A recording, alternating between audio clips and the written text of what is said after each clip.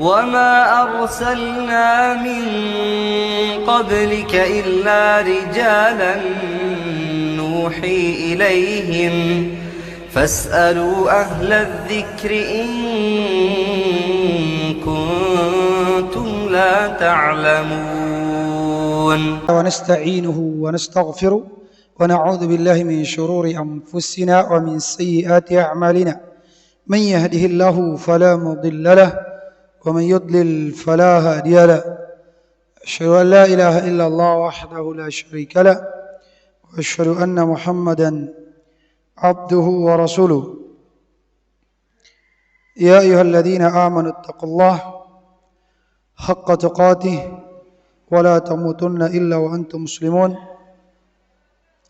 يا أيها الناس اتقوا ربكم الذي خلقكم من نفس واحدة وخلق منها زوجها وبث منهما رجالا كثيرا ونساء واتقوا الله الذي تساءلون به والأرحام إن الله كان عليكم رقيبا أما بعد فإن أصدق الحديث كتاب الله وخير الهدي هدي محمد صلى الله عليه وسلم وشر الأمور محدثاتها فإن كل محدثة بدعة كل بدعة ضلالة كل ضلالة في النار. Al-ikhwah wal akhwat rahimani wa rahimakumullah. Segala pujian, sanjungan dan pengagungan yang tertinggi hanyalah milik Allah Subhanahu wa taala. Dialah yang maha sempurna, pemilik nama-nama yang maha indah, sifat-sifat yang maha tinggi, tidak dimasuki oleh kekurangan dan cacat sedikit pun dari berbagai sisinya. Adapun selain Allah Subhanahu wa taala dari kalangan makhluk, siapapun dia tidak memiliki kesempurnaan. Mereka bahkan penuh dengan kekurangan dari berbagai sisinya. Maka seluruh makhluk wajib untuk mengagungkan dan mensucikan Allah Subhanahu wa taala semata.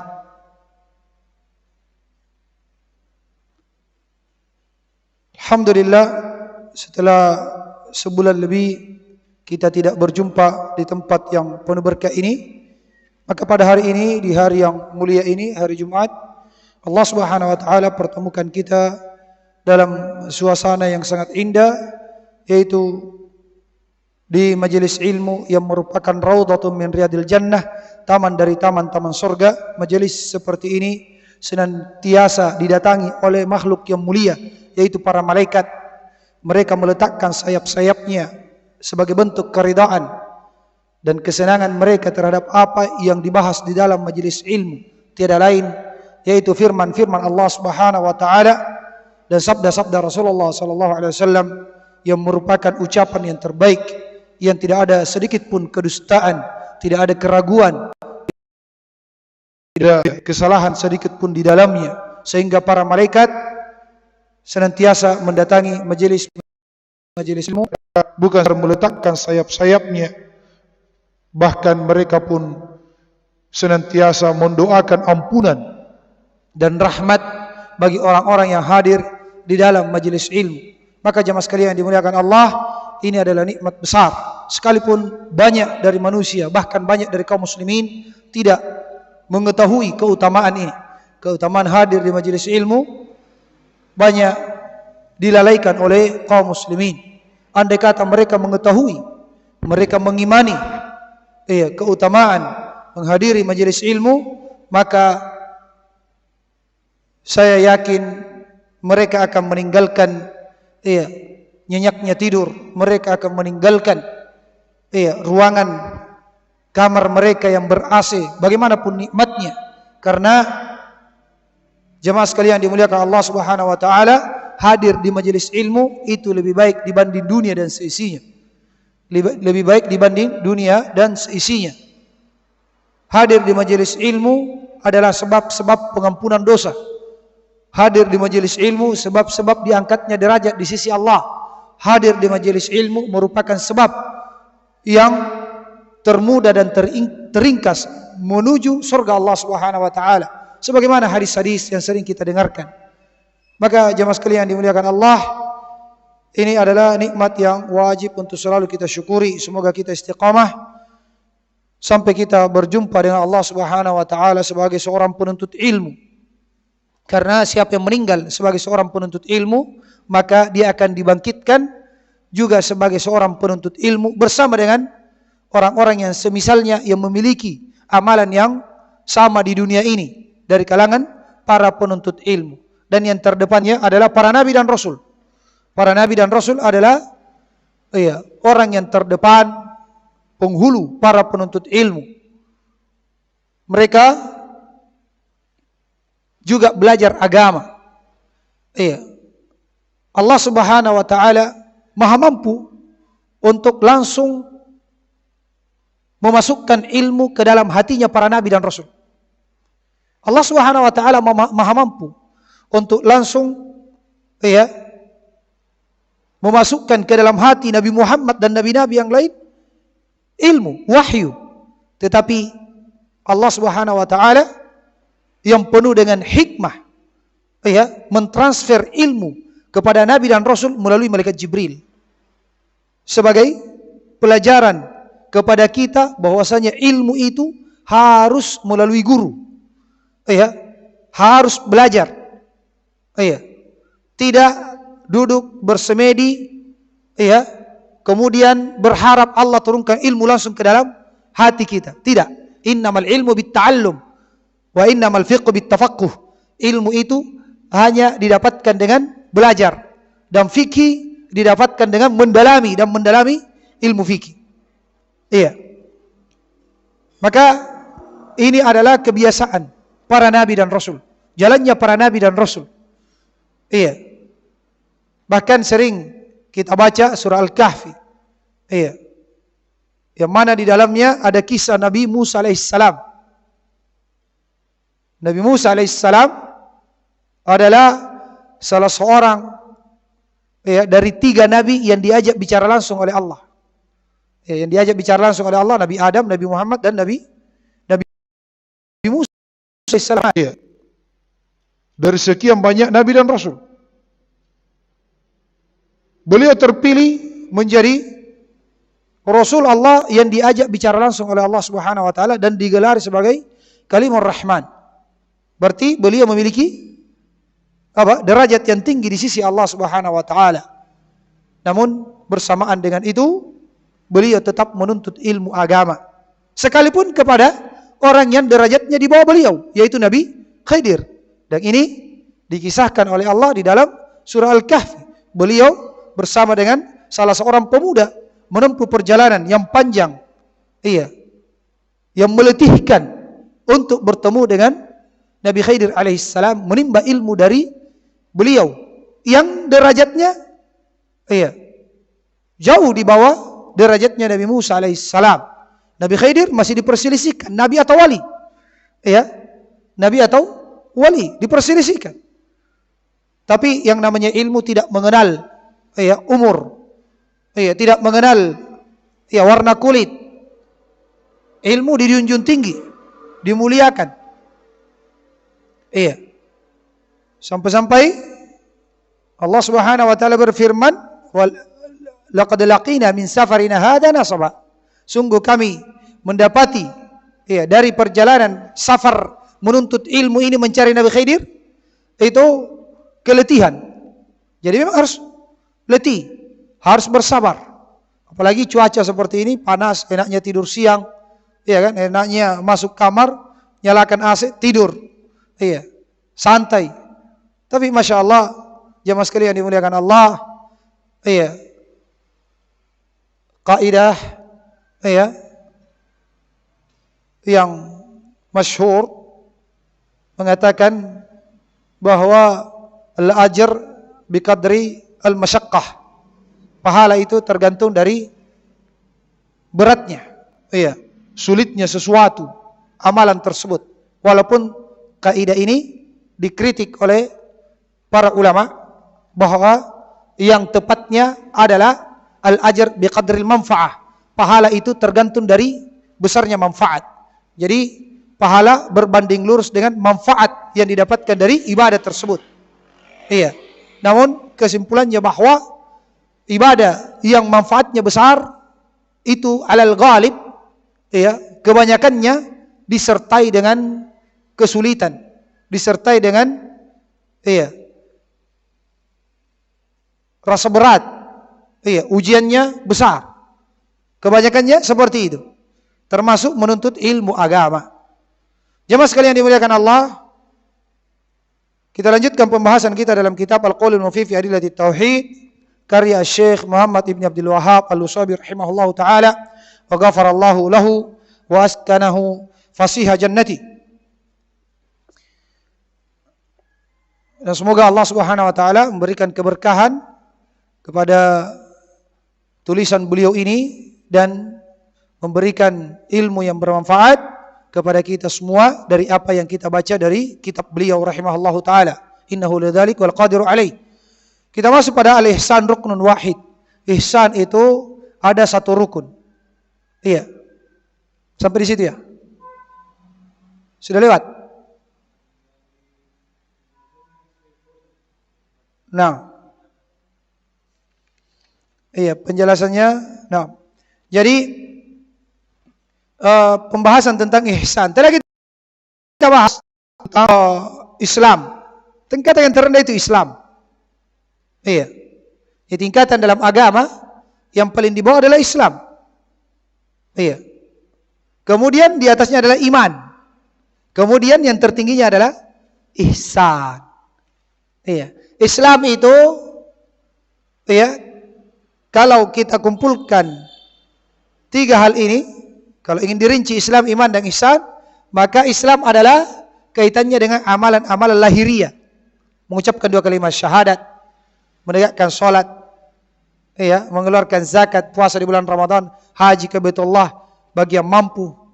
Adapun iman berkaitan dengan amalan-amalan hati, iman kepada Allah, kepada malaikat dan seterusnya. Adapun ihsan dikumpulkan dua-duanya. Itu seakan-akan engkau beribadah kepada Allah seakan-akan Allah melihatmu. Kalau tidak, yakinlah. Seakan-akan engkau melihat Allah, kalau tidak yakinlah bahwasanya Allah melihatmu. Nah, ini tingkatan yang tertinggi, tingkatan ihsan.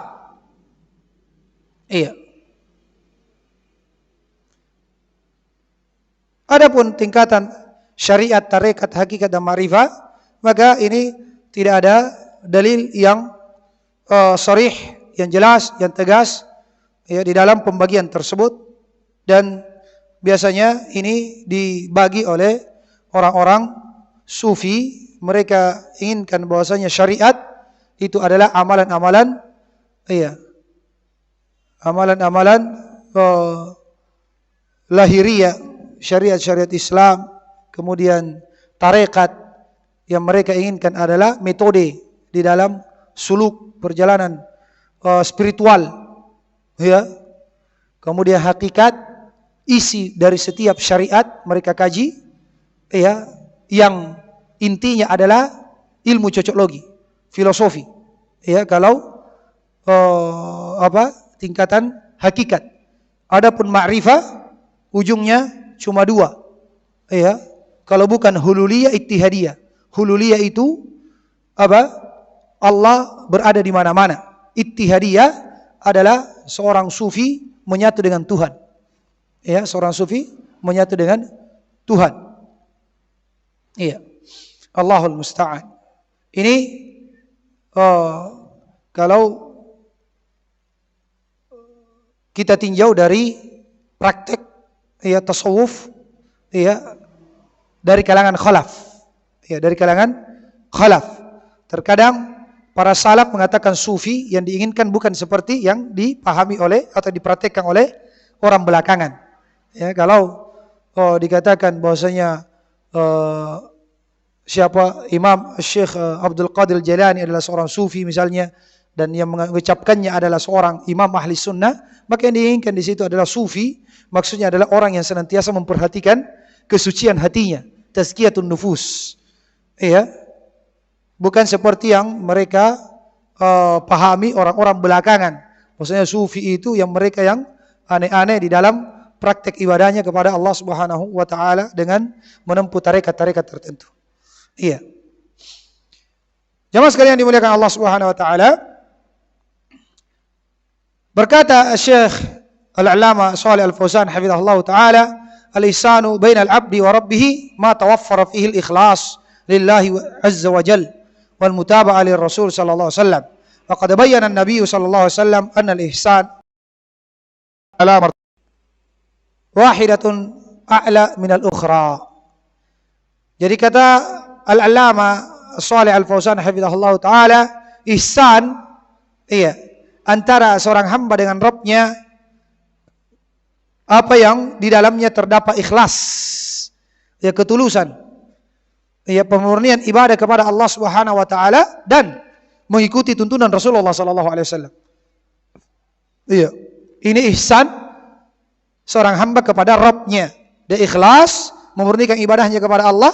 Yang kedua, mencocoki tuntunan Rasulullah di dalam praktek ibadahnya. Dan sungguh kata beliau, Nabi sallallahu alaihi wasallam itu telah menjelaskan bahwa ihsan ada dua tingkatan. Salah satunya lebih tinggi derajatnya dibanding yang lainnya. Yang pertama adalah ta'budallaha ka'annaka tarahu min kamalil yaqin wa kamalil ikhlas. Tingkatan yang pertama adalah engkau beribadah kepada Allah seakan-akan engkau melihatnya. Saking sempurnanya keyakinan kita dan sempurnanya keikhlasan kita. Seakan-akan kita melihat Allah. Saking apa? Saking sempurnanya keyakinan kita dan sempurnanya keikhlasan kita. Jadi bukan maknanya kita membayangkan Allah.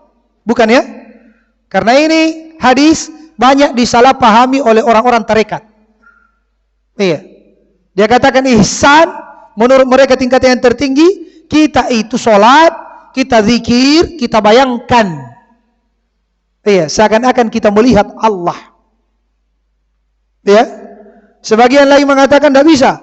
Kalau begitu gurunya kita, mursyidnya kita yang dibayangkan mukanya, dia yang akan menyampaikan kita, yang menjadi penghubung antara kita dengan Allah Subhanahu wa taala. Makanya terkadang orang yang belajar tarekat sering kita jumpai mursyid mereka, guru-guru tarekat mereka, fotonya dipajang di mana? Dipasang di dinding-dinding tempat ibadah mereka. Jadi yang benarnya bahwa makna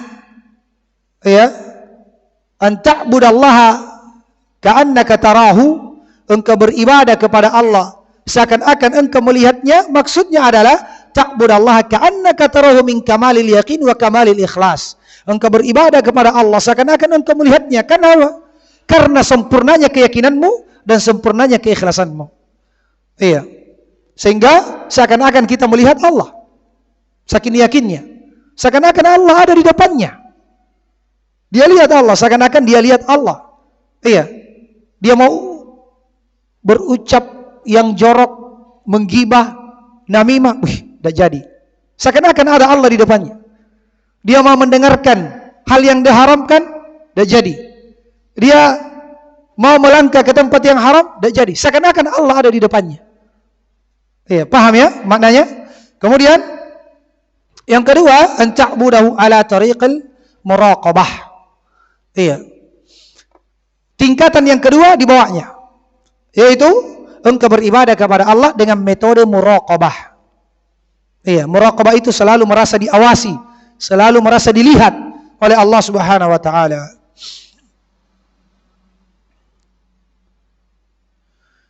Jadi ihsan ini tingkatan agama yang tertinggi. Maka setiap muhsin, orang yang ihsan, pasti dia mukmin dan muslim.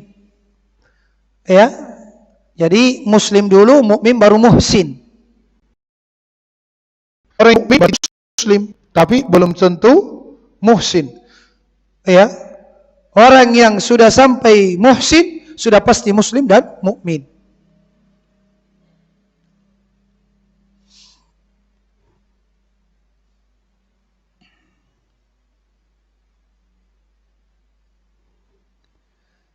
Kemudian kata beliau rahimahullah taala,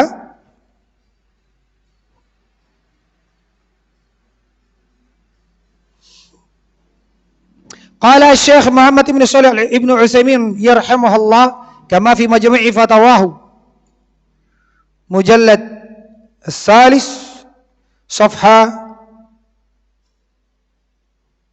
16 wa 200 wa tis'a. Ya, tidak jelas cetakannya. Ya, raqam kada, safha kada. Al-ihsan didul isa'a wa huwa ayyubdila al-insanu al-ma'rufa wa yakuffu al-adha. Fayafdhulu al-ma'ruf li ibadillahi fi malihi wa ilmihi wa jahihi wa badanihi. Kata Syekh Muhammad Ibn Shalih Ibn Utsaimin, semoga Allah merahmati beliau, sebagaimana di dalam majmu' kumpulan fatwa-fatwa beliau jilid 3 halaman 216, ya. Ihsan lawan dari isa'a. Ihsan itu berbuat baik, lawannya adalah berbuat jelek. Yaitu seseorang, ya, melakukan hal yang ma'ruf dan menahan diri dari mengganggu. Itu namanya ihsan. Dia melakukan kebaikan, memberikan, ya, hal yang ma'ruf kepada hamba-hamba Allah berkaitan dengan hartanya. Dia salurkan hartanya, itu ihsan. Ilmunya, dia sampaikan ilmunya, dia ajar manusia, itu ihsan. Ya, dengan jabatannya dia manfaatkan untuk menolong manusia. Dengan badannya dia gunakan untuk menolong dan berbuat baik kepada manusia, ini ihsan. Ya. Famal mal fayunfiqa wa yatasaddaq yuzakki. Kata beliau, adapun harta, ya, ihsannya, berbuat baiknya seorang hamba melalui hartanya adalah dengan dia infakkan, dia sedekahkan, dia zakatkan hartanya. Dan seafdal jenis ihsan dengan harta adalah dengan zakat. Lianna zakata ahadu arkanil Islam wa mubayinihi al-idham wa mabanihi al-idham. Iya. Jadi zakat salah satu dari rukun Islam dan, iya, bangunannya yang sangat kuat. Iya, dia termasuk rukun. Dan Islam, seseorang tidak sempurna kecuali dengan mengeluarkan zakat. Iya. Zakat ada yang wajib untuk seluruh yang berjiwa. Zakat apa namanya? Zakat fitrah. Bagi yang memiliki kelebihan, iya, makanan pokok di malam dan di hari Id, ya, wajib dia keluarkan zakat fitrahnya. Iya. Ada zakat khusus orang-orang tertentu, iya, yang memiliki harta, namanya zakat mal.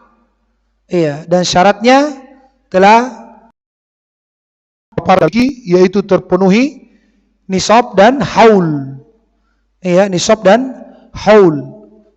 Nisab itu takaran, timbangan, ya, banyaknya. Kalau emas berapa zakatnya, Mas? Berapa nisabnya, Mas? 85 gram. Ya, kalau perak 595 gram perak. Iya. Dan syarat yang kedua, tersimpan selama 1 tahun. Jadi walaupun ada hari ini emas tak 1 kilo, tapi, ya, 6 bulan kemudian, ya, apa, dipakai, ya, untuk pergi haji, pergi umrah, ya, bangun rumah dan seterusnya, maka kurang dari 85 gram, maka tidak ada apanya?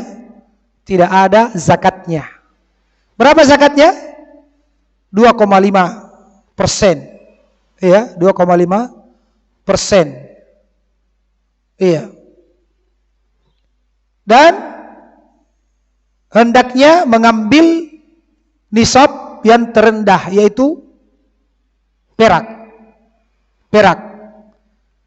Iya. Dan masuk di dalamnya adalah uang. Iya. Uang, ya, itu juga termasuk apa, wajib zakat kalau sudah mencapai senilai perak 595 gram atau senilai emas 85 gram. Ya, kalau perak itu murah. Ya. Murah perak, ya kan? Jadi kalau ada uang itu 6 juta sudah tersimpan selama setahun, itu sudah wajib zakat.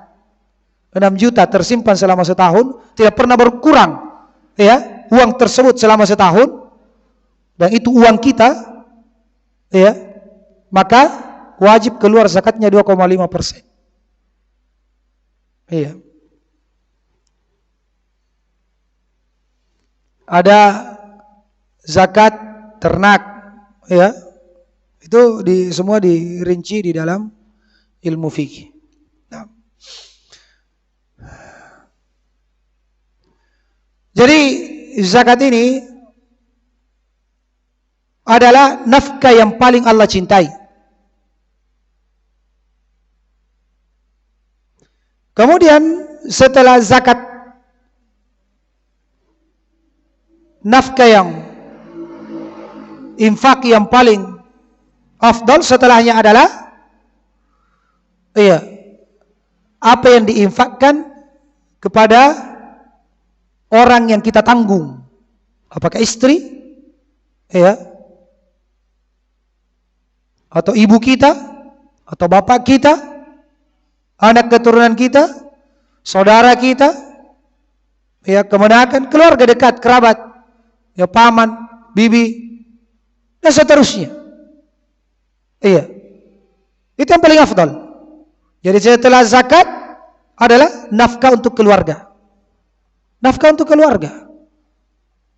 Jadi jangan sampai kita rajin bersedekah, memberikan THR kepada orang lain, sahabat lama, sedangkan tidak memberikan kepada orang tua kita.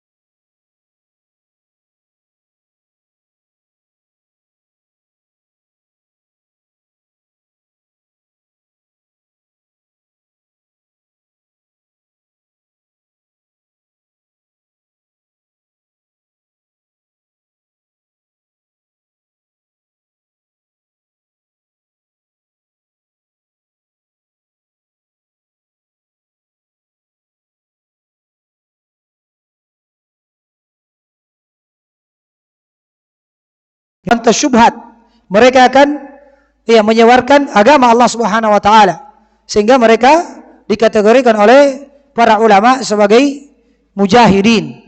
Mereka adalah orang-orang yang berjihad di jalan Allah Subhanahu wa taala, dan memberikan nafkah, infak kepada mereka itu sangat bermanfaat.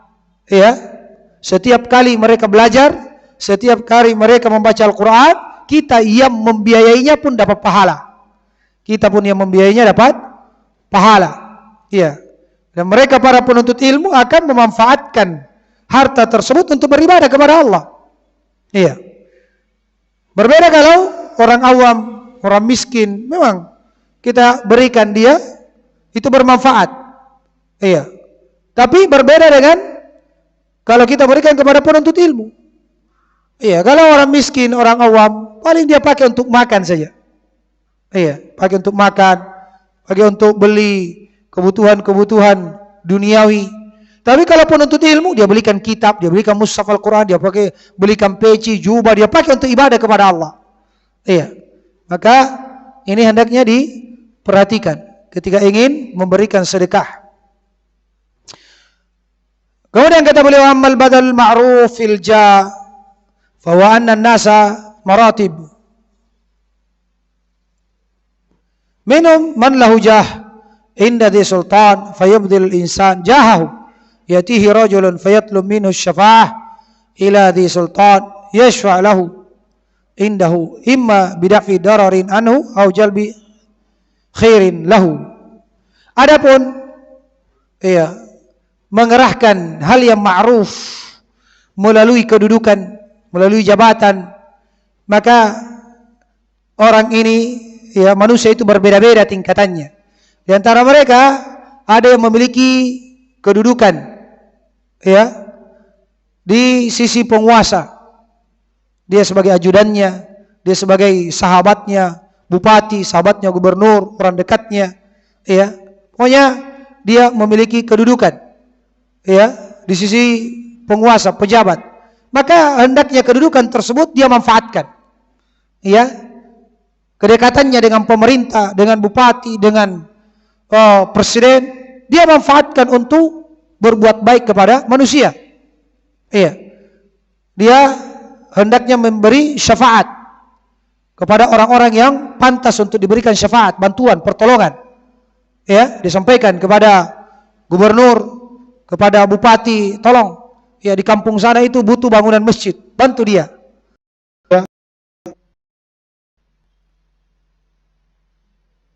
Untuk memberikan manfaat kepada orang atau menghilangkan mudarat. Dia punya kedekatan dengan Kapolres. Dia sampaikan bahwa di kampung ini banyak begal.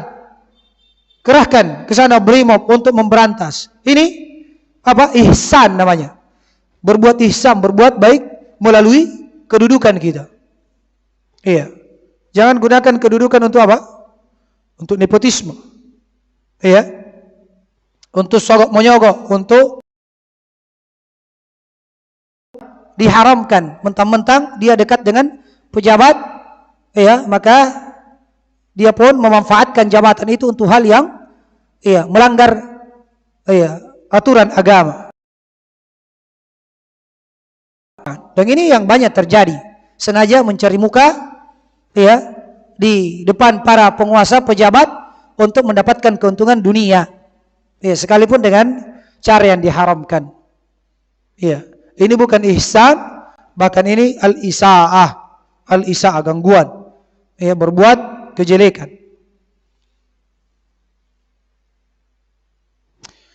Kemudian kata beliau, amma bi ilmihi fa yubdhila ilmahu li ibadillahi ta'liman fil halaqat wal majalis al 'amma wal khassa hatta law kunta fi majlis qahwatin fa innal khaira wal ihsan an tu'allima an-nas walau kunta fi majlisin amin fa minal khair an tu'allima an-nas.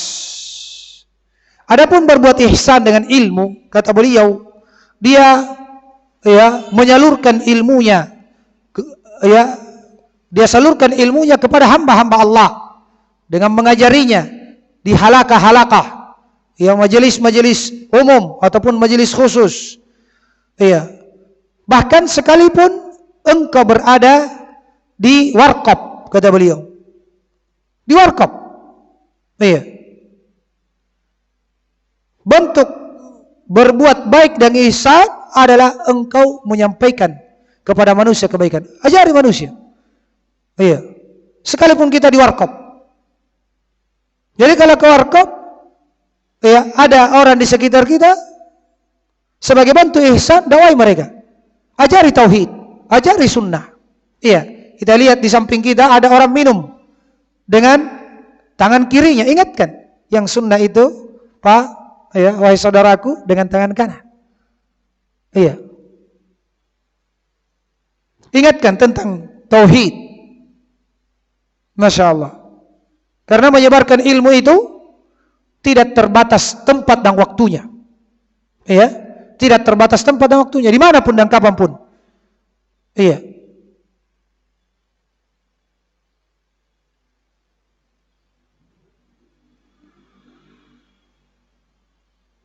Kata beliau, sekalipun engkau berada di majelis umum, maka di antara bentuk kebaikan adalah engkau mengajarkan manusia ilmu agama.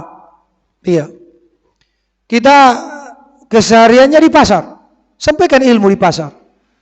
Kita kesehariannya di terminal, sampaikan ilmu di terminal. Sampaikan. kebaikan. Itu bentuk ihsan. Ya. Ihsan kepada makhluk. Kata beliau, walakin istamilil hikmata fi hadzal bab fala tusaqqil 'ala an-nasi haitsu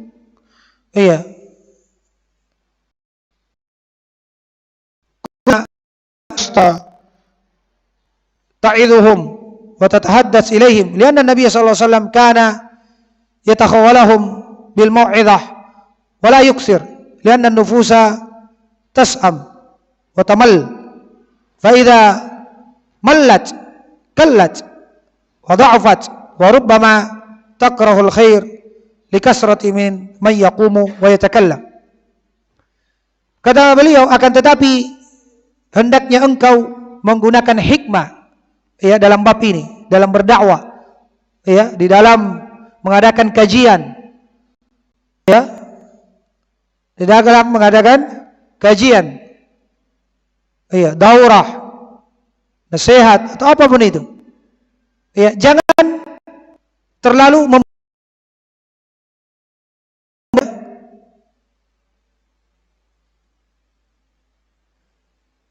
jadi jangan sampai memberatkan manusia. Ya, dari sisi di mana saja engkau berada, kau nasihati mereka, engkau berbicara kepada mereka. Iya. Jadi kata beliau, sesungguhnya Nabi sallallahu alaihi wasallam itu